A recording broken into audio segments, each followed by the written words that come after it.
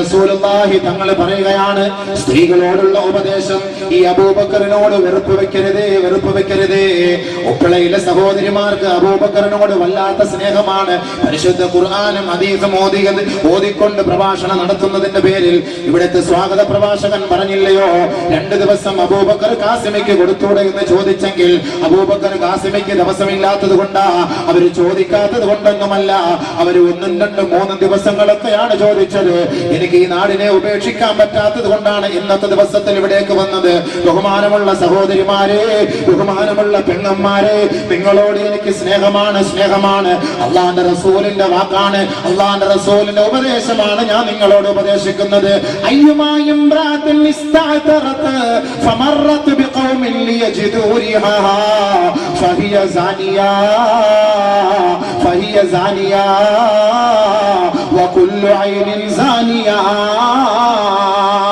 അല്ലാഹുവിന്റെ റസൂലും സഹാബാക്കളും പരിശുദ്ധമായ മദീന പള്ളിയിൽ ഒരുമിച്ച് കൂടിയിരിക്കുമ്പോ ഒരു സുന്ദരിയായ പെണ്ണ് ആലങ്കാരിക വസ്ത്രവും ധരിച്ചുകൊണ്ട് പള്ളിയുടെ സമീപത്തേക്ക് കടന്നു വരികയാണ്.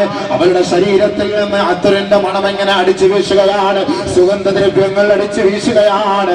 അല്ലാഹുവിന്റെ റസൂലും സഹാബാക്കളും ആ മദീന പള്ളിയുടെ ഉമ്മറപ്പടയിലാണ്.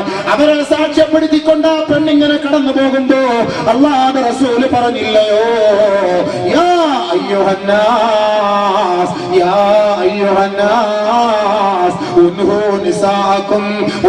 നിസാഅക്കും മിൻ ലുബസി സീനാ വതബഖ്തുരി. പുരുഷന്മാരെ, ഭർത്താക്കന്മാരെ, മുഹാജിരികളെ, അൻസാരികളെ, സഹാബാക്കളെ, 21ാം നൂറ്റാണ്ടിലെ ചെറുപ്പക്കാരാ, അല്ലാഹുവിന്റെ റസൂൽ നമ്മളോട് പറയുകയാണ്, നിങ്ങളുടെ സ്ത്രീകളെ നിങ്ങളെ തടയണേ. ആലങ്കാരിക വസ്ത്രം ധരിക്കുന്നതിൽ നിന്ന്, വടിവത്ത വസ്ത്രം ധരിക്കുന്നതിൽ നിന്ന്, ഷേപ്പുള്ള പർദ്ദ ധരിക്കുന്നതിൽ നിന്ന്, മിനിസ്കറ്റ് ധരിക്കുന്നതിൽ നിന്ന്, സ്ലിറ്റ് ധരിക്കുന്നതിൽ നിന്ന്, അവളുടെ ശരീരത്തിന്റെ മാർദ്ദവത്വം വെളിയിൽ കാണത്തക്ക നിലയിലുള്ള രസകരമായ വിലപിടിപ്പുള്ള വസ്ത്രങ്ങൾ ധരിക്കുന്നതിൽ നിന്ന് നിങ്ങളുടെ പെണ്ണുങ്ങളെ നിങ്ങളെ തടയണേ. മദീനയുടെ പൊന്നുമോന്റെ വാക്കാണ്, മദീനയുടെ മുത്തുമോന്റെ വാക്കാണ്. മദീനയുടെ പൊന്നുമോ നമ്മളോട് വിളിച്ചു പറയുമ്പോ അല്പമെങ്കിലും നബി തങ്ങളോട് സ്നേഹമുള്ള പുരുഷന്മാരെ, ഈ പ്രഭാഷണം ഒന്ന് കേട്ടിട്ട് ആ മദീനയോട് നിങ്ങൾക്ക് കടമയും കടപ്പാടുമുണ്ടെങ്കിൽ, ആ മദീനയുടെ മണവാളനോട് നിങ്ങൾക്ക് അല്പമെങ്കിലും സ്നേഹമുണ്ടെങ്കിൽ അല്ലാഹുവിന്റെ റസൂൽ പറയുന്ന വാക്കൊന്ന് സ്വീകരിക്കണേ, കേൾക്കണേ. അബൂബക്കറിനോട് വെറുപ്പ് വെക്കരുത്, അബൂബക്കറിനോട് അറപ്പ് വെക്കരുത്. അബൂബക്കറിന് ഇഷ്ടമാണ്, നിങ്ങൾ ഏത് വസ്ത്രത്തിൽ നടന്നാലും പ്രശ്നമില്ല. പക്ഷേ നമ്മുടെ സഹോദരിമാര് പരസ്യമായി നടുറോഡിൽ പിച്ച് ചീന്തപ്പെടുമ്പോ, റെയിൽവേ ട്രാക്കിൽ പിച്ച് ചീന്തപ്പെടുമ്പോ, ഏതെങ്കിലും മരുഭൂമിയുടെ മടിത്തട്ടിൽ പിച്ച് ചീന്തപ്പെടുമ്പോ, ഏതെങ്കിലും കോളേജ് ക്യാമ്പസിൽ പിച്ച് ചീന്തപ്പെടുമ്പോ, ഏതെങ്കിലും റിസോർട്ടുകളിലോ ഏതെങ്കിലും വിനോദസഞ്ചാര കേന്ദ്രങ്ങളിലോ നിന്റെ സൗന്ദര്യമുള്ള സുന്ദരമായ ശാലീനതയെ പിച്ച് ചീന്തപ്പെടുമ്പോ എന്നെ പോലുള്ള യുവാക്കൾക്കോ സഹോദരങ്ങൾക്കോ മുസ്ലിം മക്കൾക്കോ അത് താങ്ങാൻ കഴിയില്ല പെങ്ങളെ, അത് സഹിക്കാൻ കഴിയില്ല പെങ്ങളെ. നിന്റെ ശരീരത്തിന്റെ വടിവം മാത്രം ആഗ്രഹിച്ചുകൊണ്ടാണ് ഒരുപറ്റം കഴുകന്മാര് നിന്റെ പിന്നാലെ അറ്റാക്ക് ചെയ്യുന്നത്. അത് നീ മറന്നു പോകുന്നു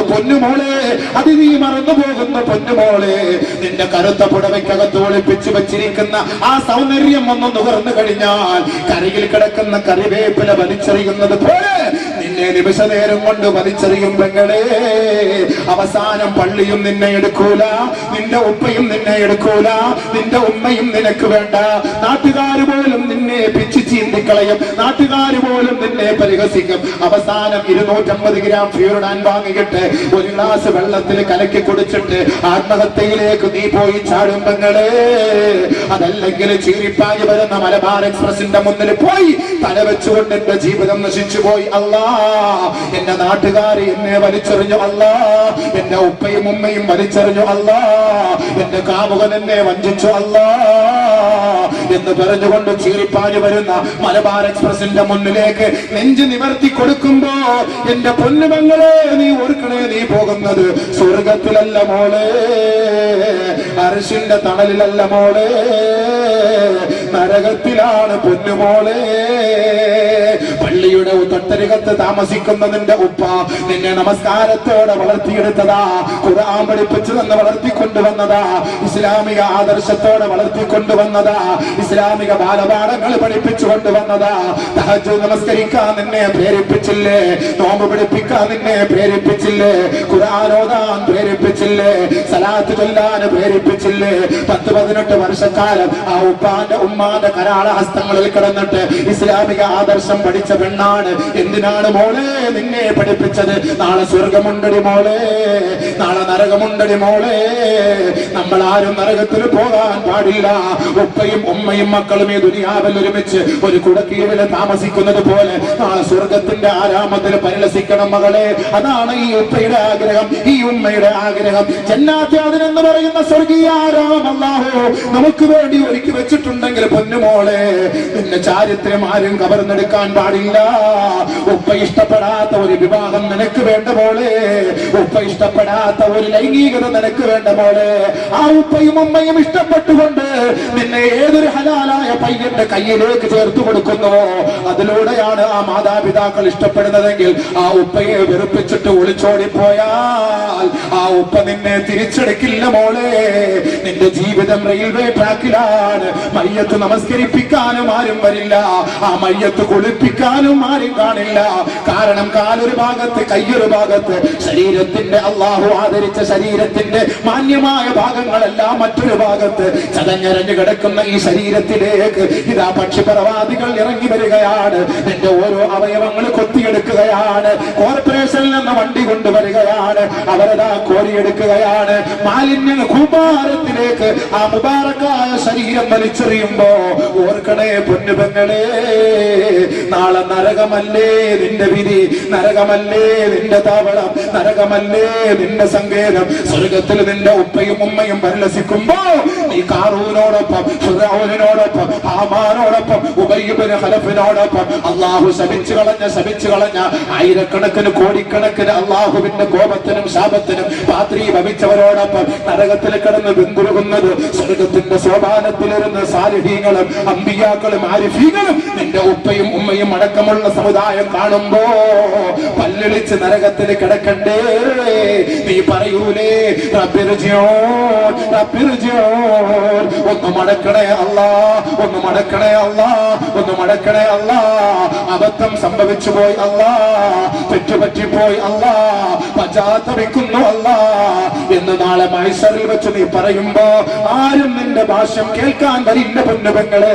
അതുകൊണ്ട് നിന്റെ കാലിൽ പിടിച്ച് പറയുകയാ, പവിത്രമേറിയ നിന്റെ ശരീരത്തെ മറ്റൊരുവന്റെ മുന്നിൽ പണയപ്പെടുത്തല്ലേ, ഒരു ലോഡ്ജിലും പണയപ്പെടുത്തല്ലേ, ഒരു കോളേജ് ക്യാമ്പസിലും പണയപ്പെടുത്തല്ലേ.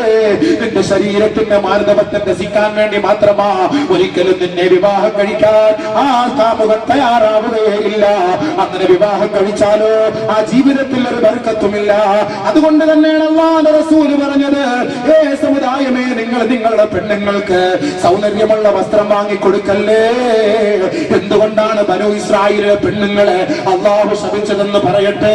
അവർ സൗന്ദര്യമുള്ള വസ്ത്രം ധരിച്ചുകൊണ്ട്, ശരീരമാസകലം സ്പ്രേ അടിച്ചുകൊണ്ട്, സുഗന്ധദ്രവ്യം അടിച്ചു പൂശിക്കൊണ്ട് അങ്ങാടികളോട് അങ്ങോട്ടും ഇങ്ങോട്ടും നട്ടം തിരിഞ്ഞവരാണ്. അല്ലാഹു റബ്ബുൽ ഇസ്സത്ത് ആ ബനൂ ഇസ്രായേലിലെ പെൺമക്കളെ ശപിച്ചിരിക്കുന്നു, ശപിച്ചിരിക്കുന്നു, ശപിച്ചിരിക്കുന്നു. ശാപം പേറി ഈ ലോകത്ത് നിന്നും നിന്യരും നികൃഷ്ടരുമായി ചത്തുപോയി മക്കളെ. അതുപോലെ എന്റെ ഉമ്മത്തികൾ അതപ്പതിച്ചു പോകാതിരിക്കാനാണ് മദീനയുടെ പൊന്നുമോൻ വിളിച്ചു പറഞ്ഞത്, യാ അയ്യുഹന്നാസ് ഉൻഹു നിസാഅകും അൽബസി സീനതി വതബഖ്തുരി. അല്ലാഹു റസൂൽ പറഞ്ഞ വാക്കതാണ്. അതുകൊണ്ടാണ് നബി സല്ലല്ലാഹു അലൈഹി വസല്ലം തങ്ങൾ പറഞ്ഞത്, അയ്യുമാ ഇംറാത്തിൻ, ഏതെങ്കിലും ഒരു പെണ്ണ് ഇസ്തഅതറത്, ശരീരം മുഴുവനും അലങ്കാരിക വസ്ത്രവും ധരിച്ചിട്ട് അത്രപൂശി മണവസ്തുവെല്ലാം അടിച്ചുപൂശി ലിപ്സ്റ്റിക് ചൂണ്ടില് പുരട്ടിയിട്ട് ശരീരത്തിന് സൗന്ദര്യവർദ്ധക വസ്തുക്കളൊക്കെ പുരട്ടിയിട്ട് ഫമറത്ത് ബിഖൗമിൻ, ഒരു സമുദായത്തിന്റെ അരികിലൂടെ നടന്നു പോകുകയാണ്. ലിയജ്ദൂ റിഹഹാ, ആ പൂവാലന്മാരെ അവളുടെ സുഗന്ധം ആസ്വദിക്കാൻ വേണ്ടി ഏതെങ്കിലും ഒരു പെണ്ണങ്ങനെ നടന്നു പോയാൽ ഫഹിയ സാദിയ, ഫഹിയ സാനിയ ഫഹിയ സാനിയ. അവൾ വ്യഭിചാരിണിയാ, അവൾ അഭിസാരികയാ, അവൾ വഴിപിഴച്ചവളാണ്. വകുല്ലു ഐനിൻ സാനിയ. ഓരോ വികാരം കൊണ്ടുള്ള നോട്ടമുണ്ടല്ലോ, ആ നോട്ടമെല്ലാം വ്യഭിചാരമാണെന്നും മുഹമ്മദ് മുസ്തഫ.